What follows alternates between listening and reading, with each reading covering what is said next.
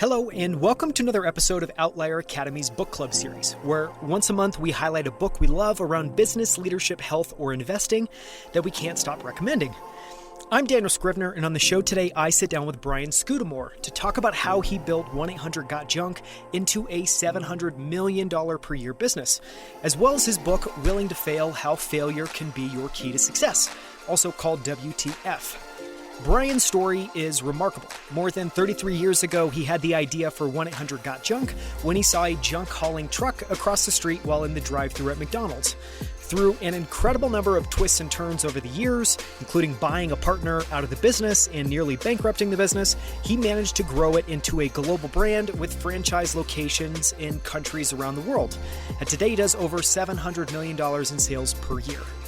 In this episode, we cover why he thinks taking a leap and being willing to fail is the key to success, the lessons he learned in pivotal moments as he built and scaled the business, how 1-800-GOT-JUNK has managed to escape competition and own a space that would otherwise be made up of mom-and-pop operations, how he bounced back from failure time and time again, and how he's added 2 new franchise concepts, both Shack Shine and Wow One Day Painting, to his collection of businesses at Ordinary to Extraordinary Brands, which is 1-800-GOT-JUNK's parent company. You can find the notes and transcript for this episode at outlieracademy.com/92. That's 92. And you can follow Brian on Twitter at Brian Scudamore. That's Brian, Scudamore. With that, enjoy the conversation. Brian Scudamore, welcome to Outlier Academy. I'm so excited to have you on. Thanks for taking the time. Yeah, I'm thrilled to be here. Always love these convos, and the learning I get reflecting on my story is always fun. Well, I will try to be a good, question asker. Perfect. I'm sure you will. So in this episode, we're really going to be talking about 2 things. One is the story of 1-800-GOT-JUNK and how you took that from 0 to $300+ million today. But the second one is one of 2 books you've written. It sounds like you have a new book that's ready to come out later this year. I do. Which is exciting. Absolutely. So this is your last book, which has an amazing title, which is just WTF, which stands for Willing to Fail. And it's an amazing little gem of a book. So the first question I want to ask, which is a little bit of a curveball, is, going through that book again, I noticed there was a dedication at the beginning of the book to Grandpa Kenny and Grandma Florence, who first lit my entrepreneurial fire. Tell us a little bit of that story and the significance that they had in your life. Yeah, I was born in San Francisco. Lived there till I was about 7 years old, till my mother remarried and we moved to Canada, which is home today. And my grandmother and grandfather, every spring vacation, summer vacation, Christmas holidays, I'd go down and work in their army surplus store. They had this store in a dodgy end of San Francisco. And I remember just playing the game of business. My time with them in that store was connecting with customers, walking in, looking for something, and I got to show up with energy and sell and connect. And I was most inspired by watching how my grandparents played the game of business. It was about people, finding the right people, treating them right. And because it was in a dodgy neighborhood, we'd often get people coming in off the street who asked for money. And what was fascinating about my grandparents is they never gave money, but they always gave what that person really wanted, was an ear, a hug, love. And they just gave people the time and attention that they wanted. And they had a level of respect on that street that any time it was an area where people would often get robbed, my grandparents didn't get robbed. People knew that you never mess with Lorber's surplus, great people. And it was an inspiration. And it really did light my spark of entrepreneurship. And here I am. It's so cool. I actually can't imagine finding a surplus store in San Francisco these days. That was a little bit of a bygone era. Yeah, for sure. Yeah, absolutely.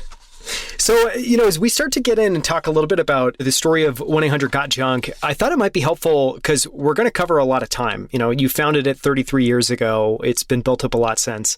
So can you just give everybody a little bit of a sense of what the business looks like today? How much annual revenue you guys do, number of employees, just number of locations around the world? So I'm excited to say we're double the number you threw out. You threw out 300 million. We're 600 million. Amazing. Is what we'll do this year. And it's never been about the money. So while you and I today will talk about dollars, to me, the dollars is not what it would do for Brian, not what it would do for anyone. It's the significance of the number of people we have in our company. 6,000 truck team members, across 2,000 trucks, Canada, the United States, Australia. It started as this little tiny business as a way to pay for college. I never really saw that I'd be an entrepreneur any different than my grandparents. Little business, living the dream, having fun. But when I started to realize that this industry of junk removal, what was started to pay for college, there was more to it. Nobody had professionalized the junk removal business. Mom and pop, fragmented business. Nobody used any sort of brand name. It was just Paul's hauling, Dave's hauling. And I had a chance to transform and create a category, an industry. And I knew that one day we would build the FedEx of junk removal, clean, shiny trucks, friendly uniformed drivers, on-time service, upfront rates. And that's been our basic business model, hauling away someone's junk, carting it off to be recycled, donated, reused, disposed of, worst case. And it's been an amazing business. I mean, even during the pandemic, things have been growing like crazy, and feel very blessed for the category and the space that we're in. I'm sure during the pandemic, I think a lot of people were forced to spend a lot more time looking at their junk, whereas previously they would get to leave the house and go to work. So I imagine that was probably helpful. The amount of stuff that I bought for my now home office, yes, where it's just like, okay, I need this, I need that. And you realize you can't use it all. And it's people created junk, they got rid of junk. Been good for our business. Well, congratulations on 600 million. It's incredible that I think, I was trying my best to find up-to-date stats. I think the article I found was from 2018. So I'm not surprised things have evolved since then. So, then I want to go back and talk a little bit about, to kind of contrast that, to give people a sense of just how humble things were in the early days. Can you paint a picture for people, kind of take us back in time, 33 years ago, and just give people a quick sketch of what it was like the day that, you were looking for business opportunities, ways to make money, and saw this junk removal truck and had the idea for, what would eventually become many, many years later, 1-800-GOT-JUNK. Yeah, I was in 12th grade, close to graduation, but one course short at the time. And there I was in a McDonald's drive-through struggling with, what am I going to do for my future? How am I going to pay for college if I can even get in?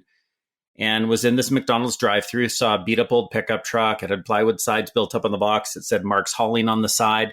And I looked at that and I'm like, I'm going to go buy a truck and start hauling junk. That will be my ticket to pay for school. Now, I never actually finished high school. I talked my way into college. And then 3 years in, even though I was paying my own way, I was earning an education, but I was getting much more business experience from running my own business versus studying in school. So I dropped out. My father, who has done more school than anyone I've ever met, he's a liver transplant surgeon. He said, Brian, are you kidding me? You're sitting me down and telling me that you're going to leave school and drop out with only 1 year left? Finish your education. You can always continue to build this business at a later date. And I said, Dad, my business opportunity might not always be there. The University of British Columbia, my last school, will still be standing if I ever choose to go back.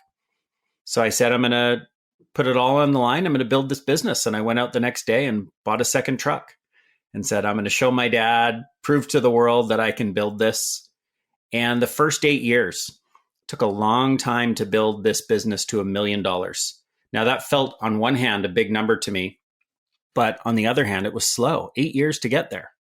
But it was me tinkering and figuring out the model and having these proven systems on which I could scale. And I don't want to sound like I was smart and knew what I was doing, but in hindsight, looking back, it was wise that I took my time in building the business and built it slowly, but built a really solid foundation.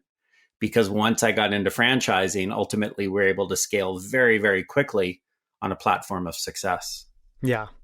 And, a franchise business is, I would think, largely just systems and scaling those systems and adding more people and trucks and locations. So, yeah, I think those early years, spending your time on system building was really smart. I wanted to talk a little bit about as I was reflecting on, going back and reading your book, just going and listening to interviews that you've done, some themes started to bubble up, at least for me, of secrets of success. And these aren't things necessarily, I think they'd be pretty clear to others, but these aren't things you've called out. These are just things that have kind of stood out to me. And so I want to kind of go through them one by one because I think they're really interesting. And one was, you've already alluded to it a little bit, but the power of a brand. Because I think number one, one of the things I want to talk about in a second is competition, because it's surprising to me that it doesn't seem like there's a lot of well-honed competition for 1-800-GOT-JUNK, and yet it's a space where you would assume there would be a massive amount of competition. So talk a little bit about brand and why you knew or why you felt early on that having a brand was important. Yeah, it's interesting. I've always loved brands. One of the earliest brands that I loved was McDonald's, which not necessarily the food, but the community and what they stood for and their marketing and their people. And I ended up just getting excited about the possibility of what you could do with a brand. Starbucks would have been the next one that I really, and still to this day, fell in love with. Their third place and what Howard Schultz has done to create a pervasive brand that really is everywhere. And it had revolutionized a space where it used to be mom and pop coffee shops, and now it's Starbucks and some other big ones. And we tried to do the same thing. And I knew that the power of a brand, when I would go from Vancouver, where I'm based, back to see family in San Francisco, I'd hunt out a Starbucks. I'd see Starbucks, and that was my, okay, you're away, but you're still at home. You've got that cup of coffee. And I started to understand that brand was powerful. People buy brands, and they buy brands for how it makes them feel. And so looking at 1-800-GOT-JUNK, we were the rubbish boys for the first 8 years when we started, and it was really me with a vision for something bigger. But the goal became to build the FedEx of junk removal. Now, what did FedEx have that I didn't have in the junk removal space? They had clean, shiny trucks. They had friendly, uniformed drivers. We weren't at that level yet. But I started to envision, what if? Can you imagine if it could or when it would look like FedEx in terms of the level of professionalism, what that would do for our customers who would end up using us all over Canada, Australia, the United States? There's power, great power in building a brand. How do you think about it, what a brand is? Even hearing you describe FedEx there, it sounds like in some ways you can think about a brand as a promise, and it's your job to then deliver on that ruthlessly every single time. Is that your mental model? If not, what is your mental model in terms of how to articulate what a brand is at the end of the day? Yeah, you almost took the words out of my mouth. I always say a brand is a selection of promises that we make and keep. So when someone looks at 1-800-GOT-JUNK, we call it our QFAs, our quality focus areas: on-time service, upfront rates, clean, shiny trucks, friendly, uniformed drivers.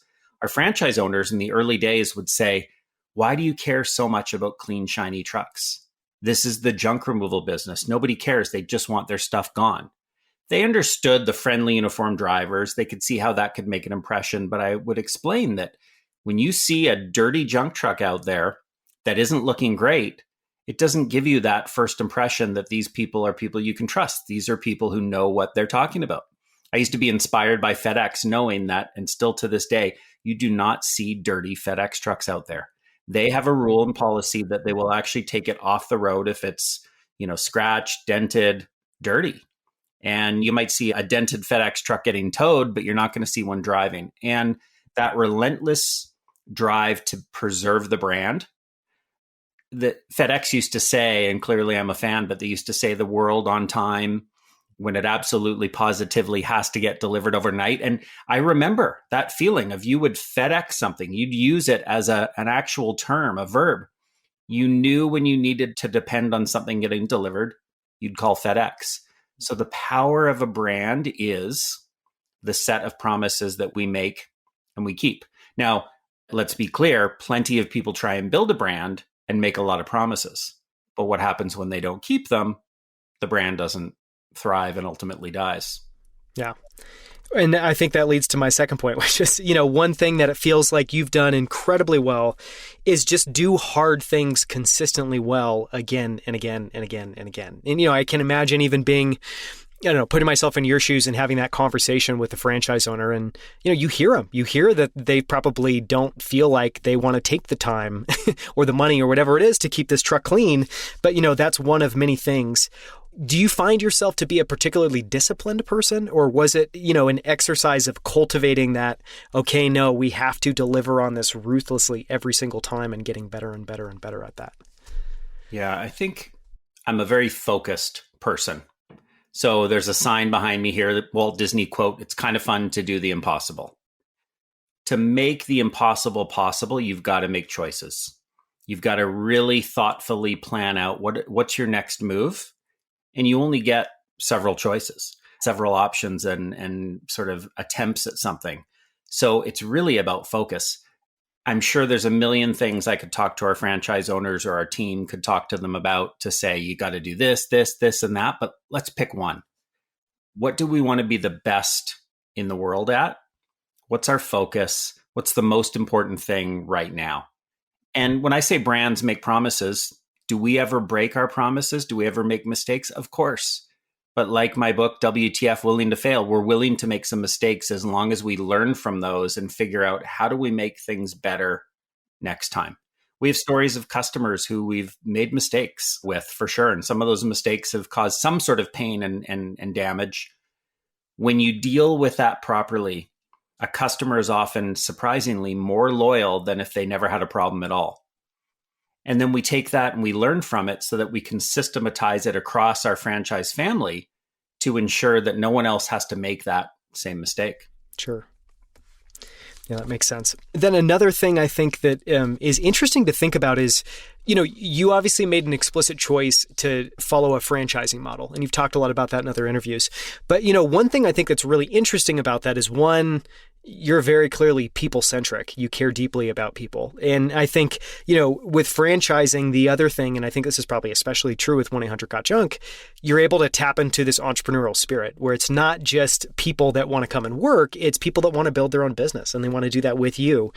What is it like to create a platform for people to effectively realize their dreams and do that by building their own businesses? And how has that been a part of the 1-800-GOT-JUNK model? Yeah, it's been the number one driver in my life. So beyond my family and personal life, the number one thing that drives me, my gift, my purpose, is helping to inspire entrepreneurship. I had heard once that 66% of Americans dream of running their own business, but very few take the leap. Now, what's in their way? An idea, a model, courage. I love the fact that I'm able to tell stories of, hey, if a high school dropout like me can get out there with $700 and buy a pickup and build a $600 million, eventually $1 billion plus brand, so could you. Imagine what you could do if you plant those seeds, those ideas, and take action. So my second book, called BYOB, Build Your Own Business, Be Your Own Boss. I think there's a couple of motivations there why people want to build a business. And I really take a look in the book at the two different options people can take. Do they do a blank sheet? I'm going to start something from scratch like Brian did and go through all the mistakes and maybe grow slower. Or am I going to choose latching on to someone else's idea and platform in building a business? And there's franchises, there's other models, but franchising, to me, what actually really clicked for me about a year ago, and I talk about this in the book, is Shaquille O'Neal, number 34, an incredible basketball player, world champion, someone who I got to know a little bit last year through Zoom and through some connection. Here's a guy who took everything he learned in basketball. Your body makes you retire, but you don't stop living life and building things. And he said, how do I take what I learned with all my winning teams, the sports-minded, goal-driven, talent building, let's lead something special. He said, I'm going to put it into franchising. I'm grabbing a proven recipe. I'm putting in leaders in my businesses. I'm coaching and developing and cheerleading them to be successful. He said, I don't need to be the guy that comes up with the idea, and I shouldn't be the guy. I'm the one to put the right people in place, build a team, and win the game of business versus basketball. And his story, if anyone ever Googles and sees what he's doing these days in the world of franchising, it's phenomenal. Yeah, he owns, I think, hundreds of different franchise locations across Domino's and others. Worth hundreds of millions of dollars. Yeah. And so he's now started something called Big Chicken, which is his own franchise. And I mean, it's been fantastic to see what he's done. When he and I connected, it was about changing lives. Our mutual sort of connection and sync up was about changing people's lives. And when you can give someone a proven recipe, think of someone Googling and wanting to bake a cake. Most people don't start from scratch and go a little bit of baking soda, a little bit of sugar. I mean, some people want to create, but very few people want to create from scratch. You Google, you find a 5-star recipe with a ton of reviews, and you take your first attempt at it and maybe get it right. Take a second attempt, you master it. That's what people want. They want to create something. They don't necessarily want to do it from scratch. And so our formula we've taken it from 1-800-GOT-JUNK, and we've done Wow One Day Painting, where we paint people's homes in a day, and then Shack Shine, windows, gutters, power washing, and Christmas lights, the house detailing space. So people have often said, why do you go out and start other businesses? You're disfocusing yourself. We're taking the same formula. We are in the business of making ordinary businesses exceptional through customer experience. They're just different platforms. It's a fascinating story with Shaquille O'Neal. Guy is, besides being one of the funniest guys I've ever met, he is just a genius, and he just knows how to find the right people and build winning teams. And I think it shows a lot of humility as well too, that at the same time, here's someone who's incredibly successful, whose ego could potentially get in the way and be like, no, Shaquille, you know what's best. Why go and start a franchise? Go and start your own locations, to be able to be humble and intellectually honest enough to be like, no, I don't need to do that. I have other skills. So I want to go back and talk a little bit about escaping competition, because, I think one quote I've been thinking about, I don't know, it's been running around in my head for a little while, is, Peter Thiel has this quote where he talks about all failed businesses are the same. They basically fail to escape competition. And, and when I think about that and apply that to the space that you're in, as you talked about, there's an enormous amount of mom and pop businesses. So small businesses or a proprietor that maybe has one or a couple of different trucks.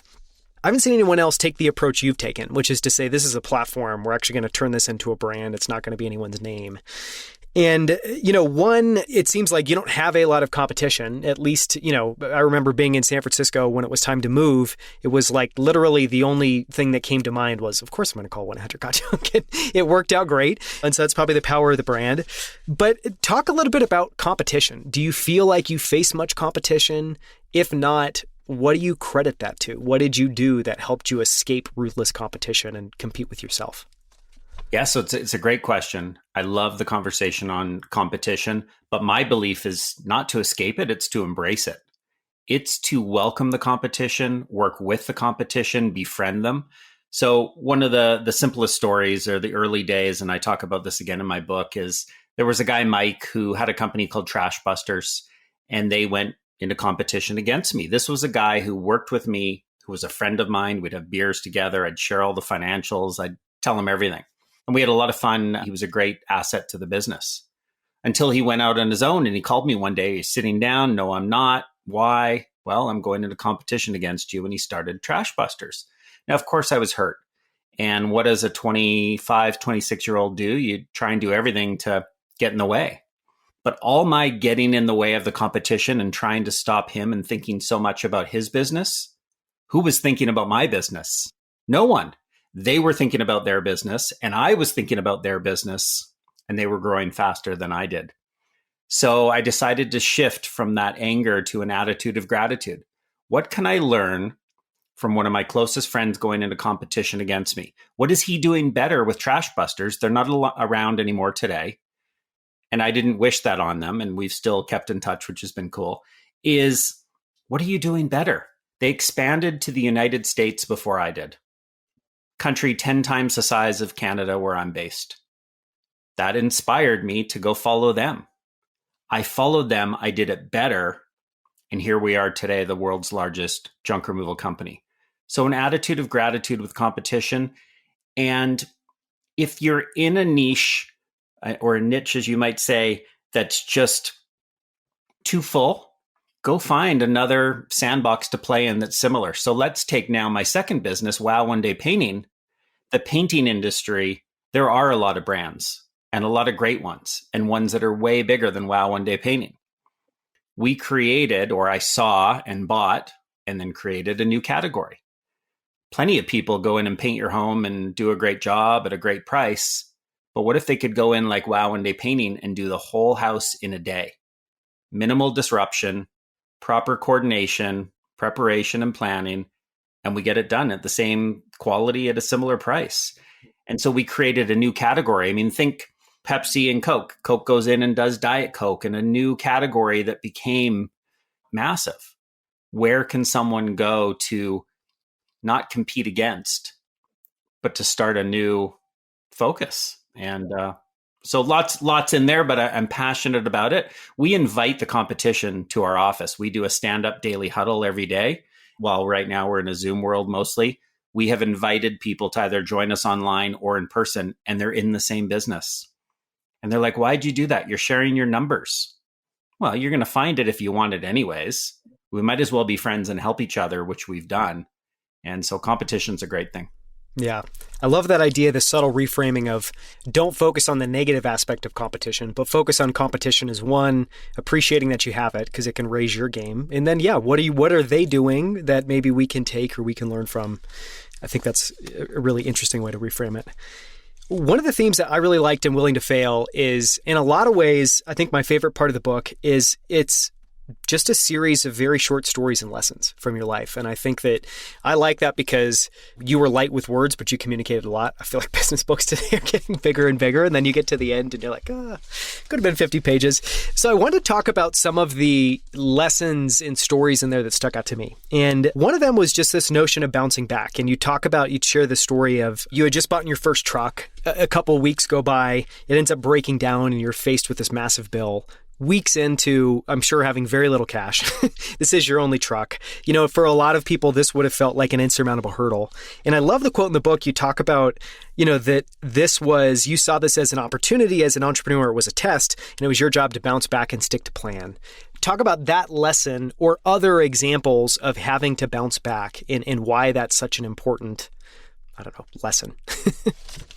Yeah, I mean, a bunch of thoughts. First of all, I think athletes, again, tying business as we did with Shaq to sports, you have to learn in sports to fail before you can win. You have to taste them both. It's the failure that helps you grow and get better. So I say to people when the title of the book, WTF, Willing to Fail, is don't be afraid to make mistakes, because every one of those mistakes is a gift if you can take the time to unwrap it and say, what do I need to learn from this that will help me be better? So if I look at mistakes I've made over the years, the wrong people and getting people out, 1994, 5 years into business, I fired my entire company, as you remember from the book. Massive mistake, but that was on me. As the leader, I had to come into that room that day and say, I'm sorry. It was my fault. I let you down, didn't develop you, train you, give you the love and support you needed to be successful, and we're going to part ways. But what that lesson taught me is, unlike having 600 people today between our head offices, I'm not firing 600 people because I've got the wrong people. I've got all these amazing people because I learned the lesson a long time ago who is right for us. These weren't bad human beings. They were just the wrong people and had the wrong attitude for what I needed for my small little thriving company. And they say one bad apple spoils the whole bunch. I got 9 of the 11 bad apples. I got 100% of the people out and just said, I'm sorry, but I need to start again. So we make mistakes. It's okay. It really is. And so when these things happen, the first thing I do is I reflect and I say, what could be a potential gift that comes from this hard time in my business, hard time in my life, whatever it might be. Robert Herjavec, who has become a friend, who is someone on Shark Tank and before that Dragon's Den in Canada, we've spent some time together and he's fantastic. He spoke, I asked him to do a favor and speak at our conference. And I said, how do we inspire entrepreneurs to deal with the challenges? There's ups and downs, and how do you deal with the downs? How do you pick yourself back up and get going after a truck breaks down and you go, oh my gosh, this should be the end? He said, Brian, as an entrepreneur, we need to remember we get to do this. Like, we get to solve problems. We get to find a better way. We get to fix things. And it resonated with me. It's my belief of when you're on a roller coaster, I'm the kind of guy who still acts like a little kid and I'm just like, woo, and I got my hands up when I'm going up. and when I'm going down, and I'm just enjoying the ride and I'm there.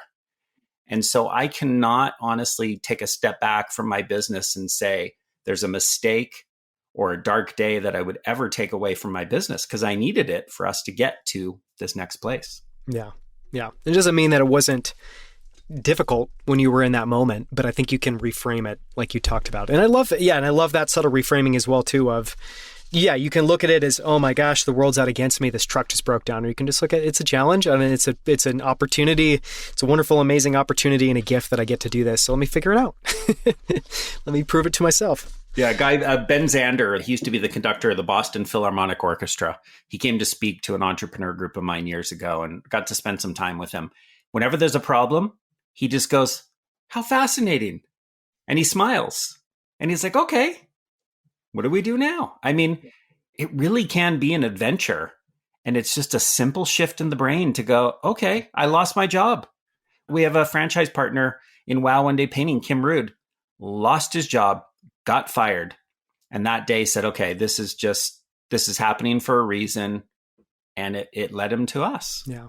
On that theme of it's all about the people, yeah, you have that story in your book, which sounds incredibly challenging of basically having to let your entire team go and then having to hire new people.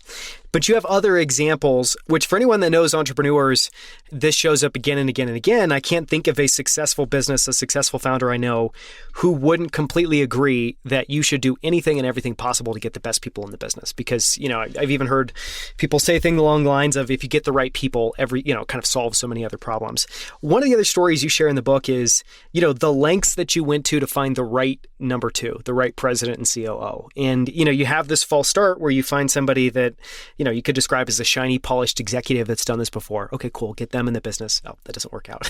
Yeah. You need to go do it again. What, and I get it because I've been there, but I think for people that haven't kind of been in it and understand and felt why getting that right person is so important. Talk about why you had the conviction that it was worth going through 75 interviews and one false start to find this person. And just why is it at the end of the day that, you'll do almost anything to get the right people in the right roles? Well, there's a lot there. So that was definitely when I had Cameron Harold, who was my first COO, still a great friend. We just sort of hit a ceiling together. It was 106 million in revenue. He helped us get there from 2 million. But two ADD, entrepreneurial, quick moving like I was. You can't have two like that at the top. Then I brought an ex-Starbucks COO to the table, president, and we failed together miserably after 14 months. I'd failed so hard and had our franchise partners come in and say, Brian, you're not the guy to run this business. Why did you get the second person out? And how are you going to make it right? And so that was hard. But the reason I really the third time said, it's kind of like Goldilocks and the Three Bears, right? I had to get it right that time and had to find something that was just right. I had to look and look and look until I found that right person. Now, the right COO for me.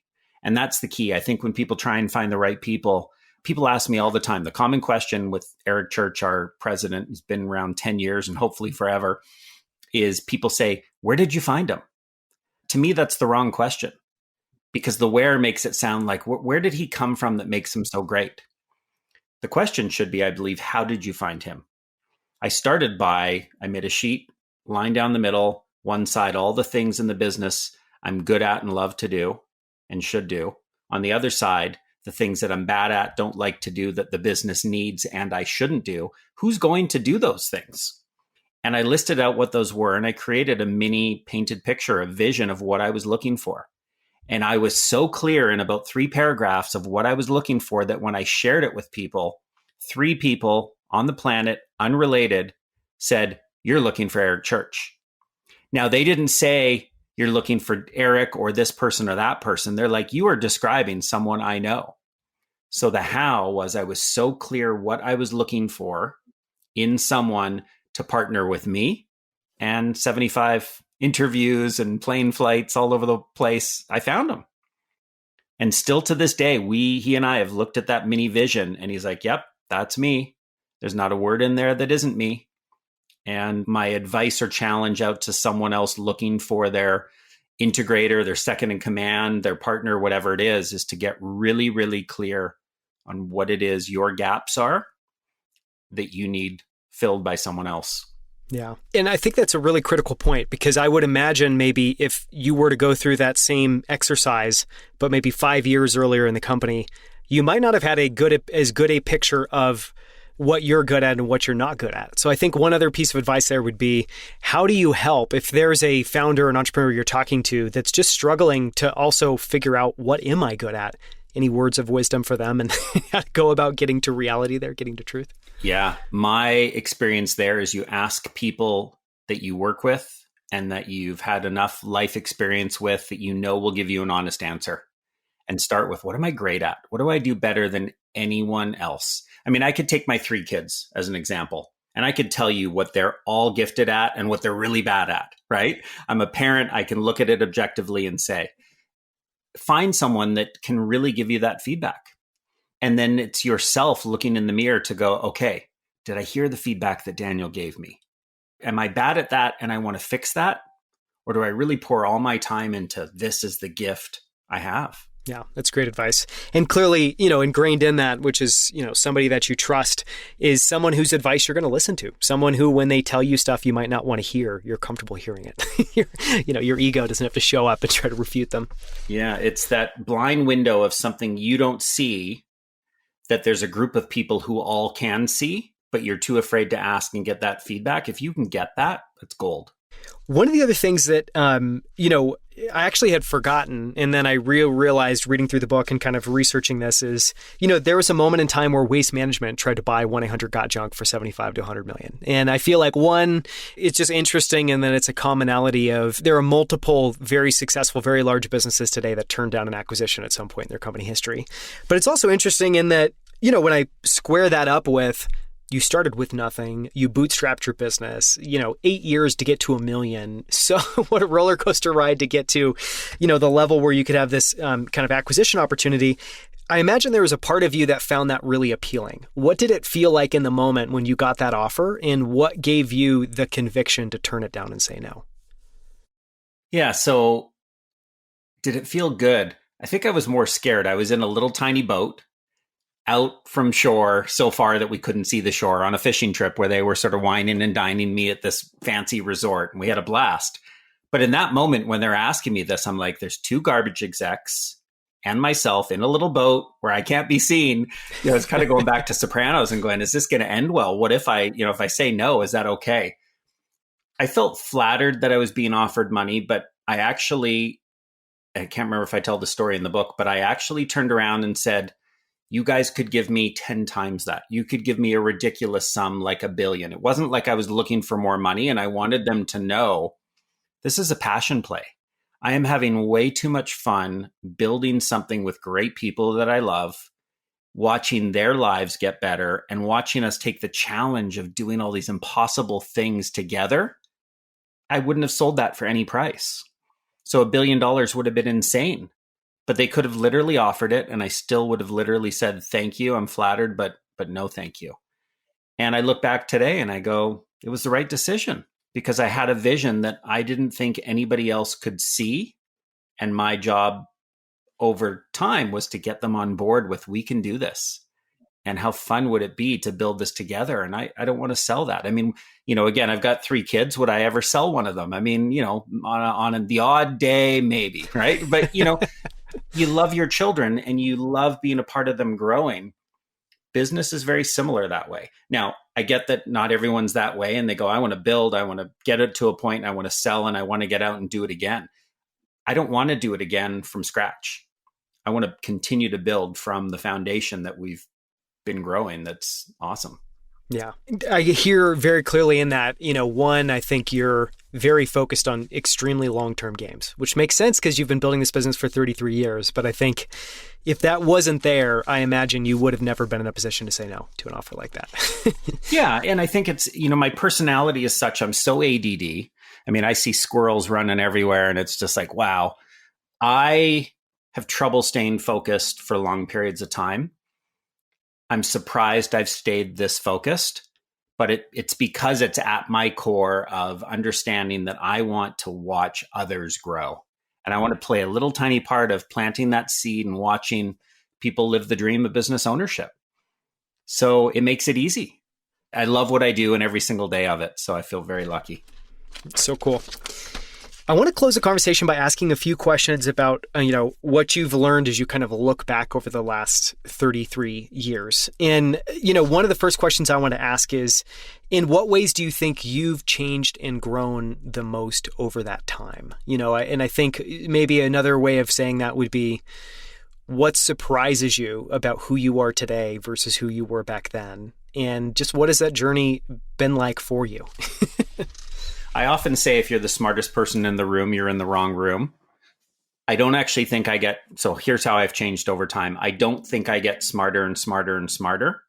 I think I actually feel less smart and less smart and less smart as time goes on, because I just realize how so little I know, how much curiosity is out there, and how much most people can do things so much better than I can.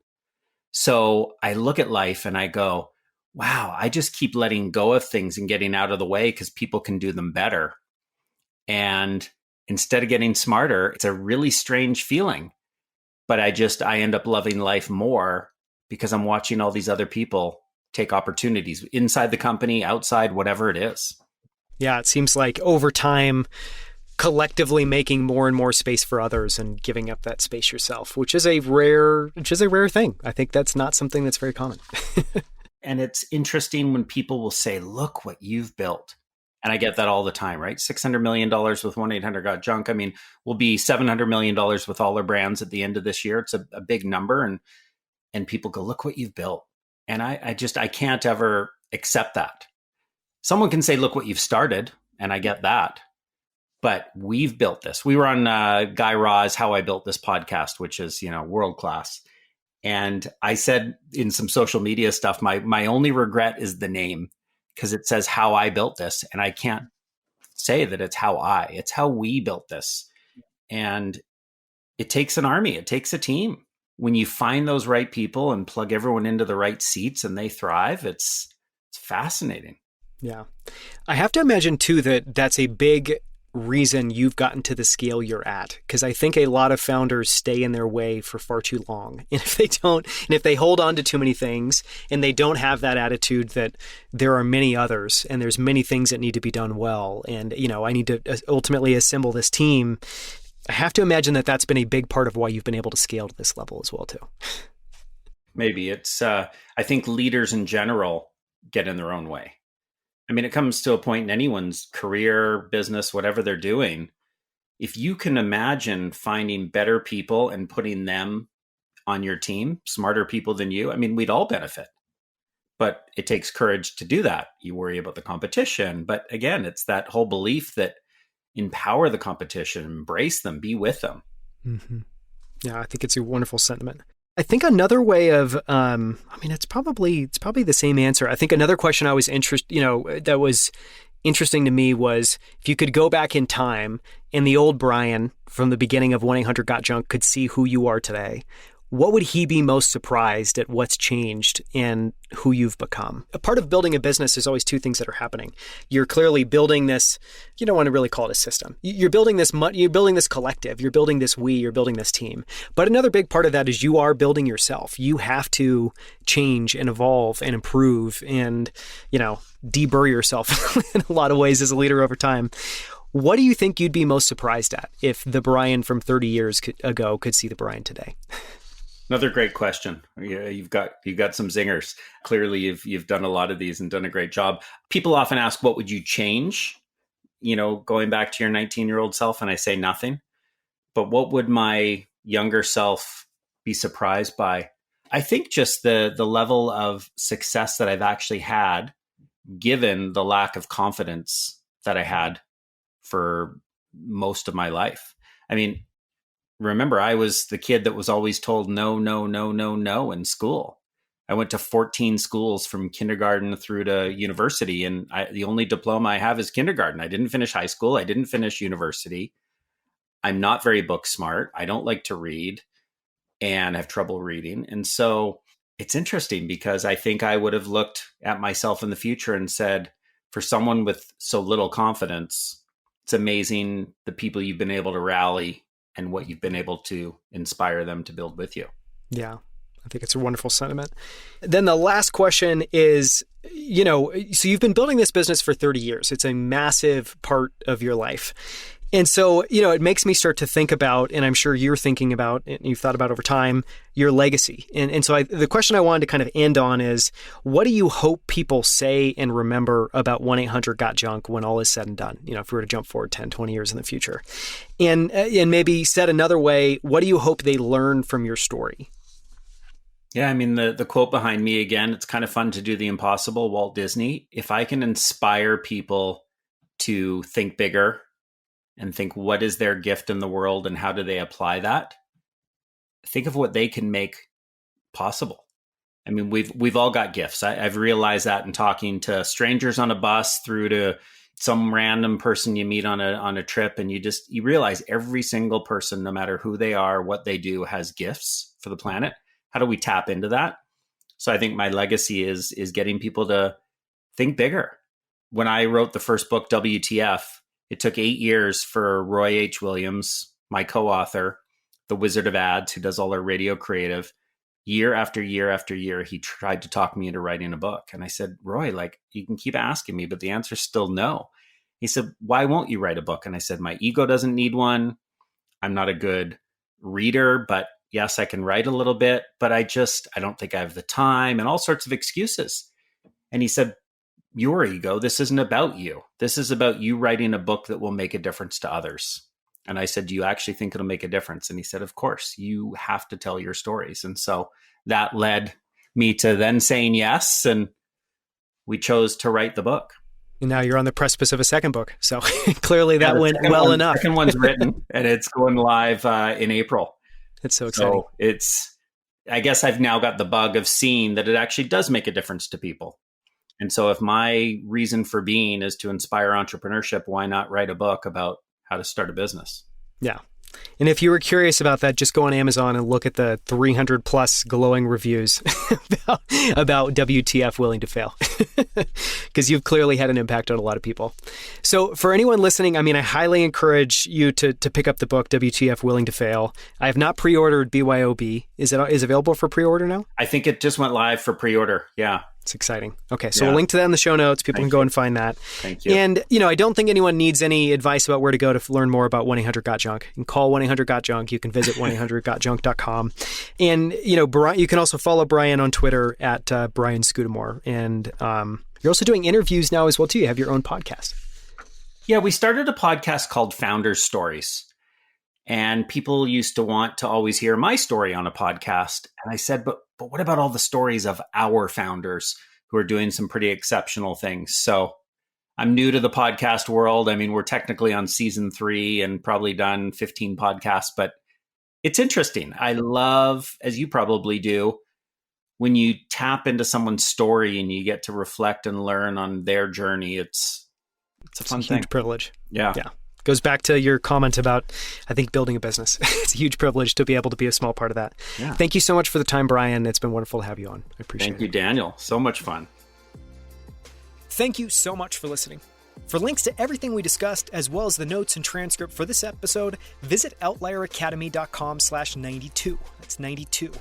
At outlieracademy.com, you can also find more incredible interviews with the founders of Levels, Superhuman, 8 Sleep, Rally, Common Stock, and so many others, as well as best-selling authors and many of the world's smartest investors. You can now also find us on YouTube at youtube.com/outlieracademy. On our channel, you'll find all of our full-length interviews, as well as the best short clips from every episode, including this one. And you can follow us on Twitter, Instagram, and LinkedIn under the handle Outlier Academy. Thank you so much for listening. We'll see you next week right here on Outlier Academy.